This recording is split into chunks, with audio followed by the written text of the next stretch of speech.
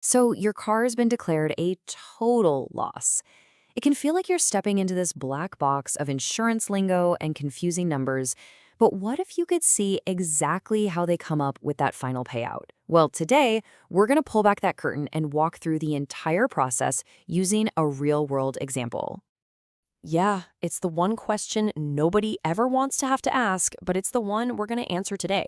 And here's the thing, the answer isn't a guess, and it's not just some number they pull out of thin air. It's actually a super detailed, data-driven process. All right, let's get into it. So meet our case study for today, a 2017 BMW X5 with just over 86,000 miles on the odometer. And this isn't some hypothetical car either. We're going to follow the actual valuation of this specific vehicle to really break down how that final number gets calculated, no matter what kind of car you drive. Okay, so where does the story of this BMW's final value even begin? Well, it all boils down to two key documents. The best way to think about it is like this. Your insurance policy, that's the official rulebook.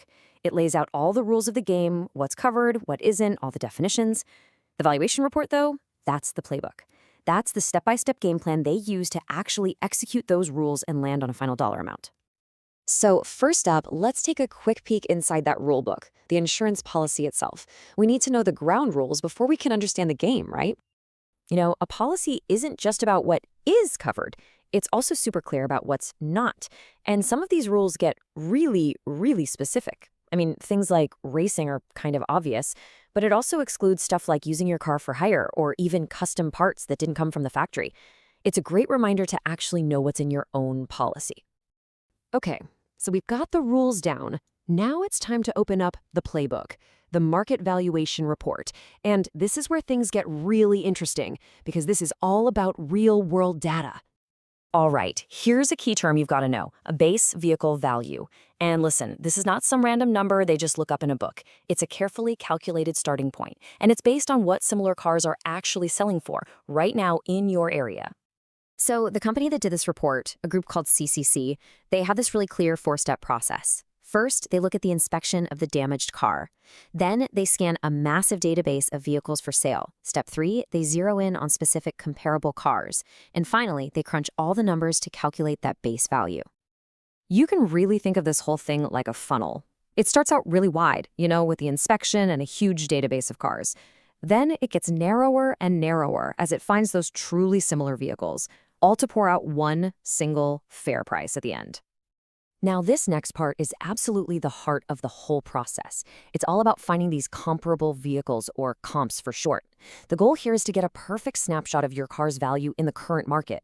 We're not talking about what it was worth 6 months ago. We're talking about what it would cost you to go out and buy a similar one today. And check this out. These are some of the actual comps they used for our BMW.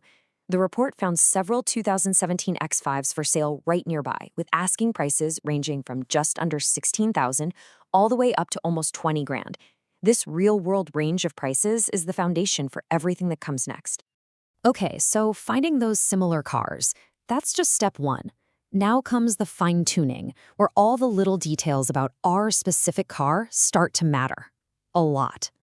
So they take that baseline value from the comps, and now they start making adjustments. It's all about tailoring it to our car. Does it have more miles? Less? What about that fancy M Sport package? Or its overall condition? All of that comes into play right now. And this is where having a well-optioned car really pays off. Seriously, look at this. Our BMW had way fewer miles than the average, and bam, that added over $2,300 to its value, just like that. Same for things like the M Sport package and even the lighting package. They all added value back in. But honestly, this next part might be the most surprising thing in the whole report. It's what didn't lower the value. The report mentions things like, lightly soiled seats or a few dents, and the dollar adjustment? Zero. A big fat zero. And that's a huge takeaway, right? The system is built to expect normal wear and tear. You don't get dinged for just, using your car. So how do they mash all this data together? Well, this quote right from the report really spells it out. Basically, they take each of those comp cars, apply all of our BMW-specific adjustments to them for mileage, for options, and then they calculate a weighted average. That's how you get from a whole range of prices down to one single specific number. All right, we've gone through the rules, we've seen the data, we've looked at all little adjustments. It's time for the big reveal, the bottom line. So when the dust settles, this is the number. $17,166.92. But how on earth did they get to that exact amount? This final calculation really breaks it all down for us. It's super straightforward. Okay, so you start with that final adjusted value for the car itself, $16,256. Then you add in sales tax and fees, because, hey, if you go buy a replacement, you're going to have to pay that, right? And then, of course, they take out the owner's deductible, which was $250. And boom, there it is, the final number down to the penny. So, at the end of the day, what have we learned? Figuring out a car's value when it's totaled, it's not some dark art, it's not a mystery, it's really a story, right? It's a story told with data from your local car market, fine-tuned with all the unique details of your car, all while playing by the rules in your insurance policy. And that kind of leaves you with a question for your own car, doesn't it? What's the one thing that would really move the needle on its value? Is it the super low mileage, that rare tech package you have? Or maybe, like we saw here today, it's realizing that a few dings and scratches might not matter as much as you think. Knowing the answer could make all the difference.